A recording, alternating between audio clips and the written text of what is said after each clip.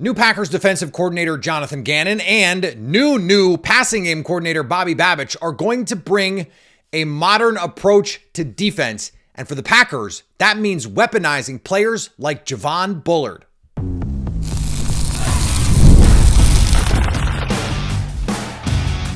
You are Locked On Packers, your daily Green Bay Packers podcast. Part of the Locked On Podcast Network, your team every day. You are Locked On Packers, part of the Locked On Podcast Network, your team every day. I'm Peter Bukowski, and I cover the Packers for The Leap, a newsletter I would love for you to subscribe to. Follow the podcast wherever you get podcasts. Subscribe on iTunes, on Spotify, on Google. Wherever you get podcasts, you'll find Locked On Packers, the #1 Packers podcast on the internet, and the show for fans who know what happened. They want to know why and how. Thanks to everyone who makes Locked On Packers their first listen every day. We hope you like starting your day with us as much as we like starting our day with you here on the Locked On Podcast Network, the #1 sports podcast network. Cody Alexander, our pal Coach A from Match Quarters, joins us on the show today to talk about Jonathan Gannon, his approach to defense, dig into the nitty gritty, the details, the nerdy stuff. Bobby Babich adds to this staff now. If you're a Locked On Packers listener, if you're an everydayer, you were anticipating this because I've been talking about this since before Jonathan Gannon was the actual defensive coordinator. I almost said head coach for the Packers. And so I think this is a hell of a hire. And I want to talk to Cody about what this means for the Green Bay defense. Oh, baby, we've got a lot to dig into with our pal Cody Alexander from Match Quarters, who joins me on the show today. Cody, I am so excited to dig into all of this with you. Anytime we get to talk defense is a good day for me. And I know you live and breathe and sleep and drink this stuff at all times. Before we get to like Jonathan Gannon and Bobby Babich and all this stuff, there was a trend this year I want to ask you about. Okay. And that was teams going back to something we saw a couple years ago. And then when everyone fell in love with the Vic Fangio stuff, they kind of stopped doing. And that was, let's just play small. This is something college defenses have been doing forever. Why have we gotten back to that in the NFL, do you think? Because it's kind of a fake heavy personnel that these offenses are throwing at you. And I think modern offense is all predicated on the pass. I've said this multiple times, multiple people. You're not paying a quarterback $60 million to hand the ball off to a $10 million running back. Like, you're not going to do that. Like, Adrian Peterson ain't coming through the door. Prime Adrian Peterson ain't coming through the door, right? Now, don't get me wrong. We have guys that are amazing running backs and can really run the ball.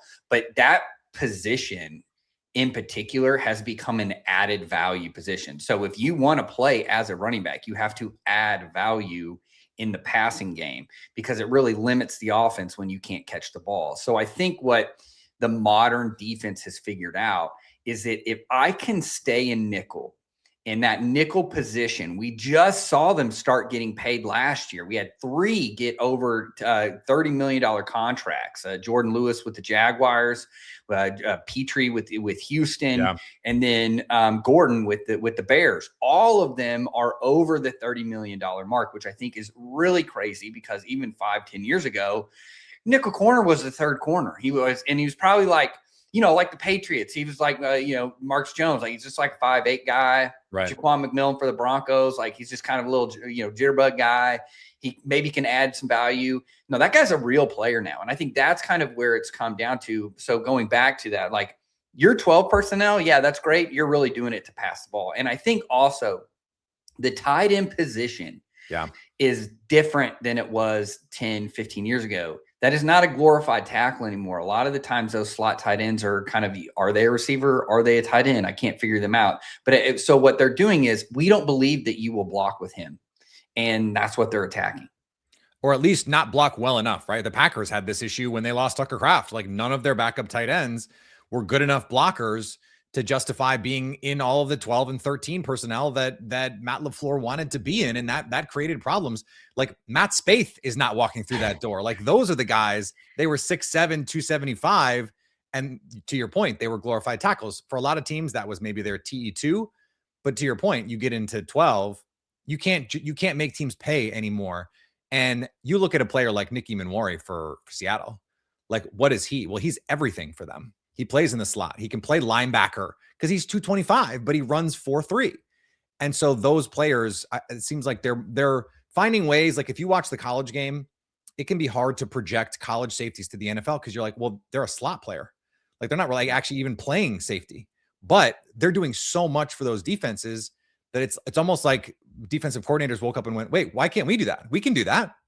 Right. I mean, you saw the Rams are a great example of a team that wanted to play in dime as much as they possibly could. Almost a third of the time. It's crazy. Right. The Seahawks are the same way. They want to be in dime. They don't even want to be in nickel. It's so funny. I was talking to an NFL passing game coordinator this offseason, and that was the deal before even the season started. He was like, man, if we can just get in dime like a third of the time, he goes, we're really cooking. That's really what we want to be in. And it's like, yeah. And so I think what's done, like roster construction with the defenses, I think people are starting to realize like, oh yeah, those guys that play in the interior, that's the guys that are really important. These guys that play on the edge that are these sack generators, that's the sexy stuff. And those aren't getting generated unless you have pressure from the inside or you have the ability to isolate those guys because you have a guy inside. I posted something the other day of like the freakiest guys in the NFL are always the interior defensive linemen. Those guys are not human beings. Like Poona Ford on that hold where he gets down to a knee, does the matrix, pops back out, still makes a tackle as he's getting held. Like that guy's 310 pounds. Mm-hmm. And he just did a matrix move. Like those, you got to have that inside. Byron Murphy in Seattle. I mean, while we're sticking on Seattle, he's like that. Leonard Williams, was something coming out of USC. Is he a 5 technique? Is he a 4-3 defensive end? It's like, no, we'll just line him up as a 3 technique and let him like wreck shop in there because he's big and he's able to penetrate and create all kinds of problems for opposing offenses. I think Seattle had 2 of the top 5 DTs in pressure rate. Yes. Like, you can have a really good team if that's what you're doing. Exactly. And they don't have a premium edge. They have a run stopping defensive end in DeMarcus Lawrence. And then they have a revolving door. I think Nwasu's the one that kind of gets primary, but it's a revolving door of basically edges on the other side. And so when we bring in Jonathan Gannon in all of this, he was someone who in Philadelphia was doing a little bit of Vic Fangio karaoke, right, with that team. Then they tried basically the same thing with Sean Desai and it all fell apart. But what I thought was interesting was I saw someone who used to work for the Eagles mention that Gannon actually comes from a world that you are very familiar with, and that is the Aranda style of defense. Can you explain what that is? Yeah, so Aranda really is they want to play an odd front based, odd spacing and odd front, meaning odd spacing is just a coach speak word for saying that we're going to put somebody in the B gap. So, that gap between the tackle and the guard, we want a body presence in there. And then it's also zone heavy, primarily quarters based. I think if you go and you look at any of these Aranda, defenses, they're all quarters based. They want to have, now you do have to play a lot more cover 3 in the NFL just because of structures, but it's odd front based. They want to play heavy zone coverage. They're simulated pressure based, meaning that you're going to blitz somebody, but you're only going to rush 4. So you're going to stay away from 5-man pressures. So yeah, it's very much of that mold. I think even too, if you go down the rabbit hole with him, he's worked with Eberflus and then Zimmer. Yep. So very much zone-based defenses. Even within those, like Eberflus doesn't pressure at all. Zimmer does pressure, but it's usually only on 3rd down.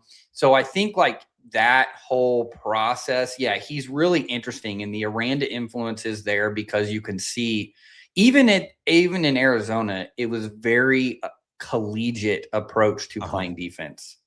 So say more about what you mean there, because I think it stands out in Arizona, what they were doing. We had Alex Clancy from Locked On Cardinals on the show earlier this week, and he was like, they had 4, even 5 safeties on the field at once. They were just like, let's just throw safeties at the problem and see if we can figure this out because, they didn't have the bodies in their front to be able to make this all work. Well, he also had, and I want to give credit where credit is due too. Like he also had a defense coordinator, Nick Rawlis, that's kind of an up and coming guy, younger guy. I think is willing to do some experience. But he also had Patrick Toney, who's now going to be the defensive coordinator for Ole Miss. Was the defensive coordinator at Florida, I think, for a year before he comes from an Aranda. Ron Roberts tree.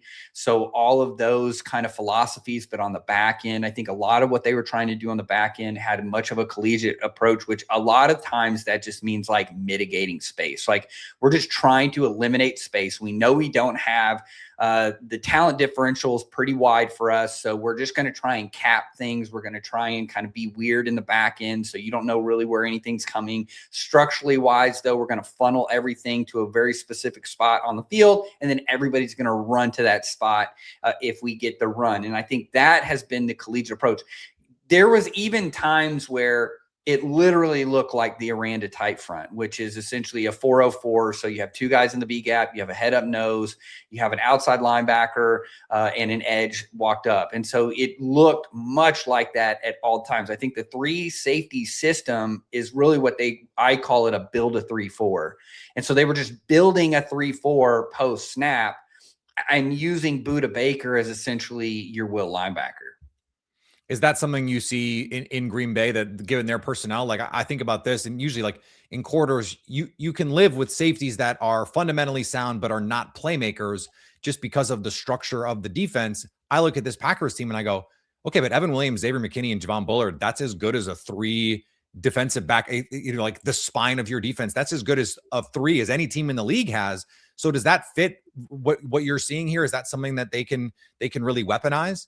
I think Bullard could kind of take a Buda Baker role because he really is the one that needs to be at the slot. I think we've even talked about this before. You do not want to keep him deep as much as possible. You really want him in that slot role. And really, I would define a huge him. Step this year too. He was awesome this year. Yes. And that's my thing, is like, because I think they were like, we're just going to keep you at nickel. That's where you're really good. We're going to keep you there. Now, I think like with what they were doing in Arizona, it is not as teaching intense or as schematically exotic, I think, as people think. They were literally building a 3-4 post snap. They were moving a lot of times Buda Baker into that weak hook spot, so opposite the passing strength or opposite where the Mike linebacker would be lined up. And that is not that difficult. The run fits off of it because you're in an odd front. It's basically like, just go find the ball. We've clogged all the interior gaps. It's going to roll off one of the edges. Just go track it and find it. So I don't think like that's a big departure. I just don't know, after watching this defense as much, probably outside of somebody actually that covers the Cardinals. I've watched this defense as much as anybody else. Like, I don't know if it's sustainable.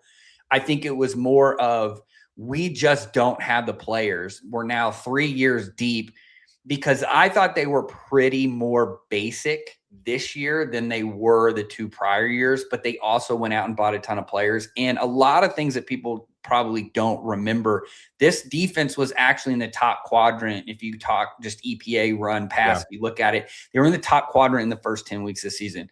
All hell broke loose with injuries on both sides of the ball. They had one of the worst injury lucks, I think, in the NFL. And so it kind of fell apart. Oh man, so much more to come with our pal, Coach A, coming up on Locked On Packers. Let's be real. Managing your finances can feel overwhelming. Between subscriptions you forgot about, bills that keep going up, and trying to figure out where all your money actually goes each month, it's easy to feel like you're losing control. And who has time to track every transaction or hunt down hidden fees?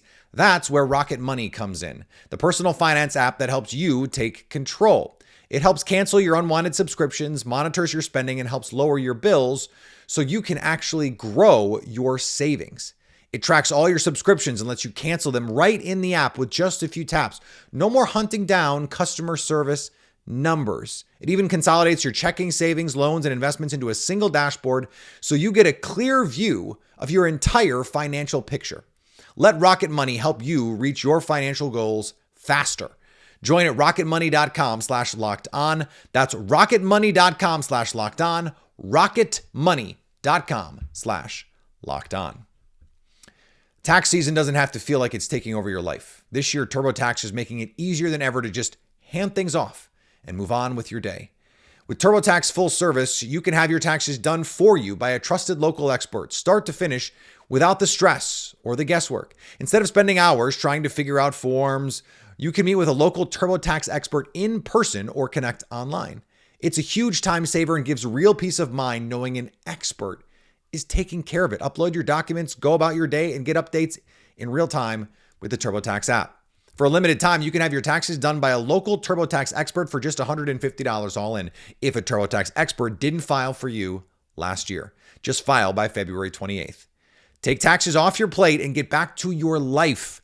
Visit turbotax.com/local to book your appointments today. Yeah, and that's something that, we'll see the evolution of this in Green Bay with a different set of players. You always have to figure out what your players are going to do well.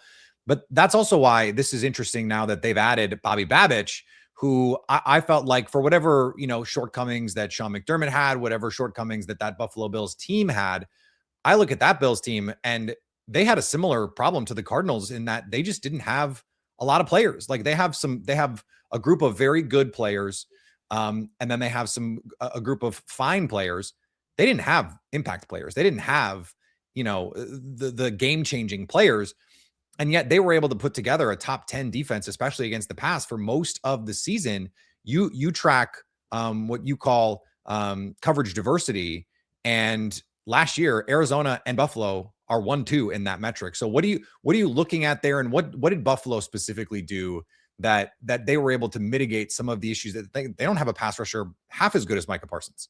Yeah, so the diversity score is really like an entropy. It's like Shannon, if you want to get really analytical, it's like Shannon entropy. I'm not a math guy. I'm just trying to do the best here. But I kind of I had to learn it. That's a good log line for this show, Cody. I'm not a math guy, but I'm just doing my best here. I'm doing my best, right? But what I had to learn it because I was like, I want to create some diversity ratings for some of these defenses. And all it basically is saying is you take your core 5, 1, 2, 3, 4, and 6, your core 5 coverages. And then you kind of how are you using them across the board? The closer you are, so if the 100% on that would be almost like a 20-20-20-20 all the way across, right? You have no idea what you're going to get on any given down because everything is right even. They ran everything. And they ran everything about the same. So it's very game plan specific. The Bills are also the same way. They can run quarters. They can run man. They can run cover 3. They can do a bunch of different things. I think where Babich can really help this is their cover 2 stuff that they were doing is really outside of the Fangio system. Probably nobody else is really doing it where they're playing man to one side, they're zone to the other. They're doing it game plan specific wise off of motion. The best example of this, if you're a film nerd like me, is go watch their games against the Dolphins. And it was always very clear of oh, that guy's in man, that guy's in zone. They did it against the Jaguars really well. Lawrence had no idea where to throw the ball. He thought he was getting cover 2, but then one side's playing 2-man. So he's like, okay, I got man across the board. And then he flips over. It's oh, there's a zone guy sitting right there. And then now you get screwed and now you don't trust your vision. I think the problem with the Bills is a little bit different than the Cardinals. And it was one of the reasons why so many people were shocked that McDermott is the one that got fired. And then you gave the GM a raise and the title was, you built a defense that was supposed to just be was supposed to be able to beat the Chiefs and the Bengals. Then the meta flipped offensively in the NFL to more heavier packages, more run oriented. And you were left kind of holding the bag where they tried to do some more stunts at the end of the year. And then they were blitzing in from the secondary to kind of mitigate some of these issues. And that to me was a pretty good pivot. But overall, to your point, Jonathan Gannon has never had a problem with coverage. Bobby Babich has never had a problem with coverage. I think where you look at this, yes, you've got to clean up the corner room. But this, if I'm a Packers fan, I'm look, at least we're going to be able to defend the pass, which I think in the modern era, if you can start there, you're doing pretty good. Yeah, and I look at the common denominators. I think the best player on Arizona's defense by far was Budda Baker. And I would make the case that the best, at least most impactful player consistently for the Bills was Teron Johnson. And those are guys who are overhang defenders. They're slot defenders. And that just brings us back to Javon Bullard. And I just feel it wouldn't shock me if we see a defense next year in Green Bay that is kind of built around the things that Javon Bullard does the best. And it will hang or fall on his ability to handle those things. I 100% agree. And I think even Evan Williams, to go a step further, is Yeah. really good too near the box. So a lot of those coverage rotations that you're seeing and trying to get to confuse quarterbacks, I call it passive pressure because you're not really blitzing a ton, but you're doing a bunch of kind of movement in the back end to really slow the processing of the quarterback. That's why we've had the arguments for pure progression versus half field reads now, really for the past back half of the season, is because there's so much coverage disguise. There's so many people doing moving parts everywhere that it's like, okay, how are you going to be able to do this? That 3 safety system really allows you to do that. So I agree. Even with it came kind of the 2 cogs in that are going to be Bullard and then Williams' ability to play near the slot as well. Where does Edgerrin Cooper fit into all of this? Because he's someone that I think Packer fans, certainly I thought was going to take a step forward this year. We didn't see that, but this is something that I've heard you talk about. Like, hey, can we put Micah Parsons on one side, walk down Edgerrin Cooper on the other side, and then you're just sort of like, okay, who's coming? Where are they coming from? What's the situation there? How does he fit into all of that? Yeah, I go and look at Mac Wilson Jr. for the Cardinals, which if you're not in Cardinals fans know who that is. Patriots fans are like, oh yeah, he used to be kind of our like a cool little blitz toy that we used to play with, and Belichick would throw him in there and he would get like a sack every once in a while. They really took him and supercharged him. They were able to kind of use him as that Mike linebacker, move him to a field overhang, kind of do some certain things. So I look at that and I'm like, oh yeah, Cooper fits that mold too. I go and look at too with like, what is kind of the different things in this Fangio adjacent universe that people are kind of doing?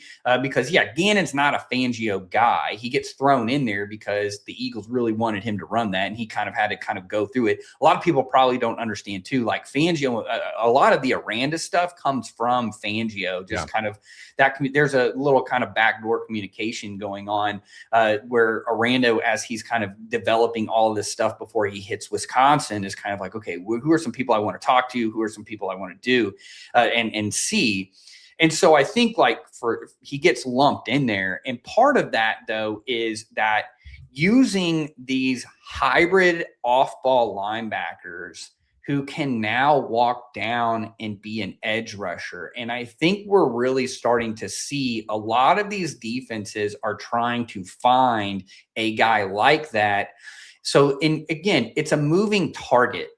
If I know that he's not really good at stopping the run, okay, what if I just put him outside of the box and then he just kind of plays off the edge? What do you think Seattle does with Eamon Worry?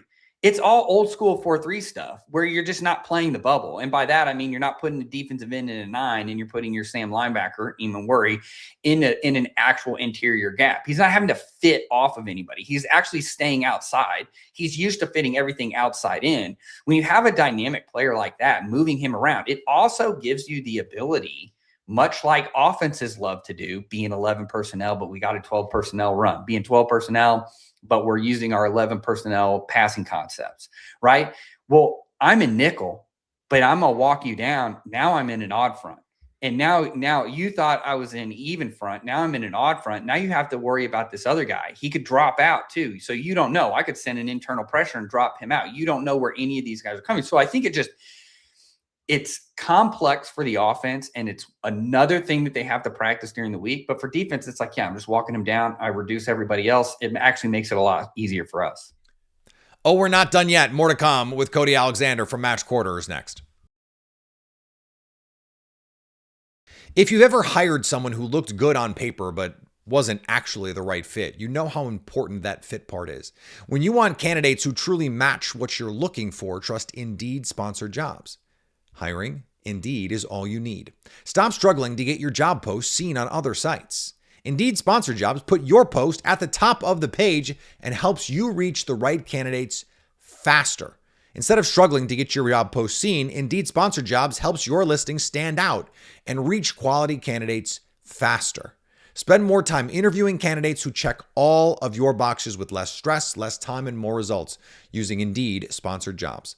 Listeners of this show get a $75 sponsored job credit to help give your job the premium placement it deserves at Indeed.com/LockedOnNFL. Just go to Indeed.com/LockedOnNFL right now and support the show by saying you heard about Indeed on this podcast. Terms and conditions apply. Hiring, do it the right way with Indeed. There's nothing like being in an NBA arena. The crowd, the energy, the moment. Getting tickets, though, that part hasn't always been So simple. That's why Game Time has become the go-to app for scoring tickets fast without the hassle. It puts the advantage back where it belongs, with the fans.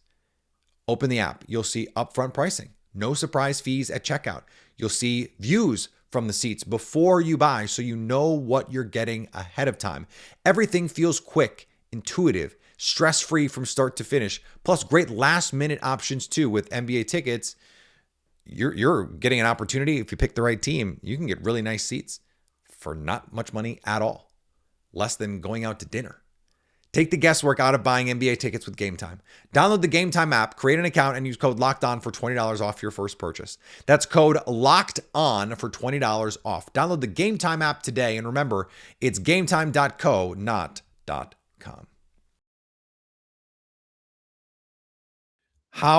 How vital is it this offseason for the Packers to find a true one tech? Is that something, or zero, like nose tackle type? Is that something that is going to be vital to make this all work? Or do they just like, hey, they might need another defensive tackle or two to just add bodies here? I think if you really look at this, you have to have a nose at some point. Now, you don't need let's stay in the division. Like, you don't need necessarily an Andrew Billings who can just play on top of the center. You would love to have like a Dexter Lawrence that is, he can play shade nose and he can just get after the center, but also he gives you a little bit of a pass rush. Right. I think Dexter Lawrences don't grow on trees either. No, so that's my point. Is like, also like an Andrew Billings doesn't grow on a tree either. Like, he's a true like zero nodes. Like, he can just sit and squat and just kill an A gap. So, but he gives you nothing in pass rush. So my point to that is, I do think you need to add some sort of an interior presence, and you need to find somebody, because what we kind of have gotten into, and teams are starting to figure this out, is like, we have too many 3 techniques, and we don't have enough guys that are just going to get dirty and be a nose. I thought the Rams kind of with Poona Ford bringing him. I thought the Chargers really missed him this year. Having him and Minter at some point was playing 2 noses on the field. So I'm not getting any kind of pass rush from this, but you ain't running the ball, and you're not the quarterback's not going to be able to step up into the pocket. So I think I think you need to find some sort of, whether it is early or it's in like the 2nd or 3rd round, somebody that we feel comfortable, that maybe doesn't have a Chris Jones, swim move that can go get the quarterback and can have defensive and sack numbers, but just somebody that's going to give some sort of internal presence and really force the issue. Because I do even think you can move Vaness into kind of a big 5 technique and kind of move him into inside sometimes. So I don't think you need another necessarily quick 3. I think you do need more of a nose guard. Yeah, and you look around college football, and we talked about the shrinking down of some of these body types. Georgia always has guys in the middle that are 310, 320. I mean, Nazir Stackhouse, who plays in Green Bay now, he's got 330 pounds. Warren Brinson, who played 5 technique, is 310. Like, they still have big. Christian Miller is another one this year in Georgia. Like, all these programs, these big time programs that have the 5 stars, they've got these dudes that can do that. You have to be able to do that. The corner part is, I think, something that was going to be addressed regardless of what defensive scheme they were going to be playing in. If this is a team, especially that's going to play like last year, the Cardinals played. You talked about some of the funky looks, like 2-man. They played 2-man at one of the highest rates in the league last year.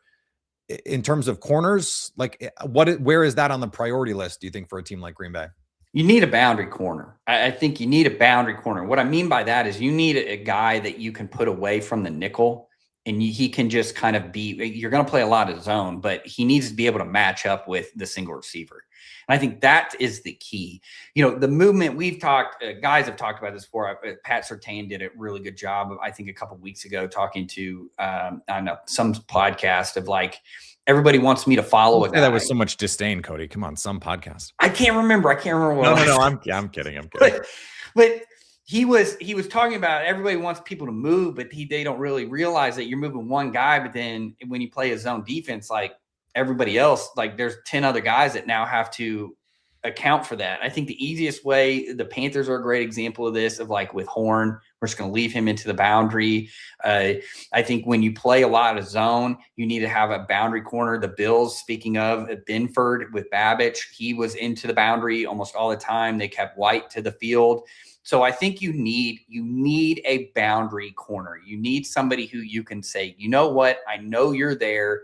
You can become a little bit of a black hole for us so that we can detach. I mean, the Patriots with what they're doing, and watch this in the Super Bowl, is that weak side safety essentially just plays vision all the time. He doesn't even worry about Christian Gonzalez because, and for good or bad, he doesn't care. Because he's like, we figured that you're going to take it. You're going to win more than not. And so we're just going to move you. And I look, as a DB guy and as somebody that has, called secondary my entire career, when you have a lockdown boundary corner, it tilts the entire defense and changes the math. So I think that's priority number one. And not necessarily boundary doesn't mean playing man. It just means that he has the skill set that if he is by himself, he can survive the day with maybe late support coming later in the down. Yeah, and that's just something the Packers have not had in a while now, unfortunately. Meaning Jair Alexander was that guy for a long time. Man zone didn't matter. He was so good at both. And, unfortunately, his body robbed him of what, genuinely, I think could have been a Hall of Fame career. I mean, he was someone who I think could have been a 4 or 5 time All-Pro had he been able to get his knee situated, and he just wasn't, unfortunately. Those guys don't grow on trees, though. No. So, I mean, can you just ham and egg it? Like, what if they just have to go in and just say, okay, Nate Hobbs, we're going to try this again on the boundary. I think he's a very good nickel player. Again, to your point about, some of these dime looks, like if you have Javon Bullard and Nate Hobbs on the field at once, especially if they're playing more in the spine of the defense, that's probably going to help, but you still need someone outside. So, can you go into free agency and say, if we're going to spend money somewhere, maybe that's the place to do it? There will be a couple of guys who I think you can go after. The one person, if there's a reclamation project that I would go after, it would be Reek Woolen, because I think he's not going to have the high price tag that he had coming off last offseason. Had you tried to trade for him, probably going to be up a second or a third. I think now with kind of what's kind of transpired, they probably would like to see him go. They don't mind getting a compensatory pick for him, which will probably be a 3rd or a 4th round anyway. I think he is a guy that if you just say, I want you to go to the boundary and I just need you to play on top of the guy. Like, I just need you to prep. We're going to play a lot of quarters. We're not going to play a ton of cover 2. I'm not going to have you read. I don't really care if you can tackle or not, because as big as that human being is, he does not want to tackle. He's as big as even Worry does not want to tackle. Mm-hmm. So think about that. You have a guy as big as even Worry that can play corner.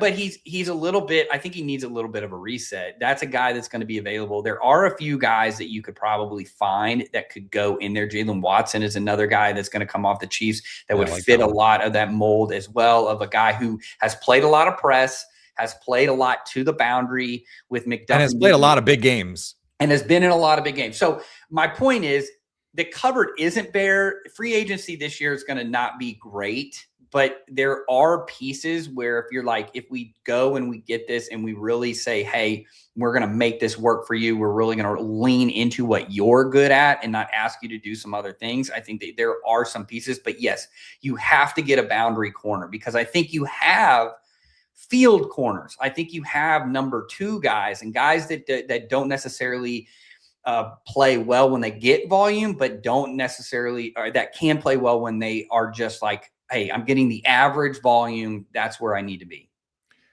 Lastly here, Coach, Micah Parsons, we mentioned earlier.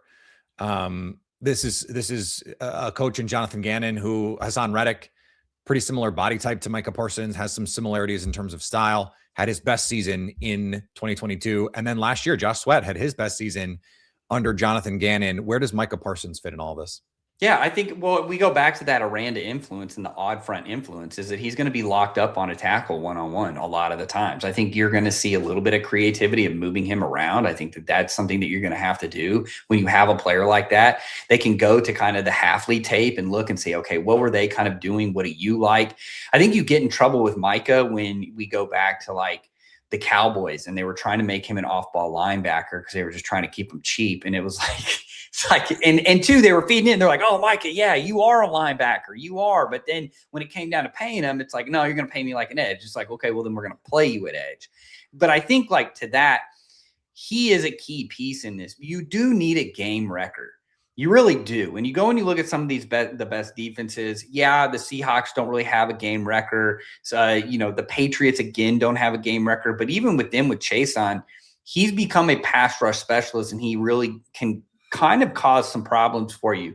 So I think with him is you go in and you say, how can we get you the one-on-one almost every down, and we can create that in structure, whether we play the 3 technique to your side every time when we're a nickel, or we do some different things where, we play head up on interior guys. So we know that the tackle that we're going to bring the center in instead of the tackle. So we want to do some different things to help you out. I think that can be it. And that's also a reflection of like Reddick and then Sweat.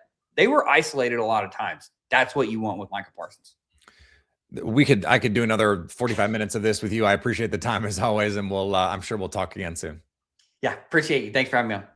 All right. Thanks to Coach for joining the show. That was as much fun as I've had talking about a defensive coordinator in a long time, probably since the last time the Packers hired a defensive coordinator. It is very easy to get very excited about what Jonathan Gannon and now Bobby Babich can bring to this Packers defense.